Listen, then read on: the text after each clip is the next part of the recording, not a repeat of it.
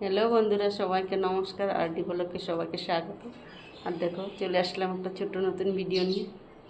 এই আসছি সকাল সকাল কিচেনে করব রুটি। বাড়ি কাজ হচ্ছে, মিস্ত্রিদের জন্য রুটি আর আলু পেঁয়াজ ভাজি করব।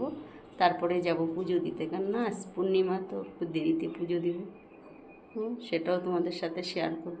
এই দেখো, আটাটা মাখিয়ে নিছি, আর আলু পেঁয়াজ কেটে নিয়েছি, আলু পেঁয়াজ ভাজি করব।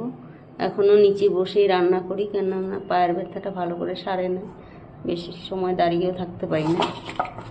ওদের জন্য করব, বাড়িতে ওরাও খাবে, সবার জন্য রুটি আলু ভাজি করব। চান হয়ে গেছে, এখন পুজো দিতে চলে আসছি। দেখো, সব রেডি করে নিয়েছি, এখন পুজো দিয়ে দিব। দেখো, আমার পুজো দেওয়া হয়ে গেছে, এখন চলে যাব রান্নাঘরে।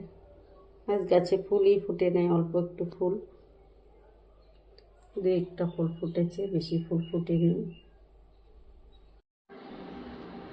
দেখো, পুজো দেওয়া হয়ে গেছে, সব কাজ বাজ শেষ। এখন খাচ্ছি সকালের খাবার। সকালের খাবারে তো রুটি আর আলু ভাজি করেছি, সেটা তো তোমাদেরকে দেখিয়ে দিয়েছি। আর সেটাই এখন খাচ্ছি, খেয়ে যাব রান্না করতে।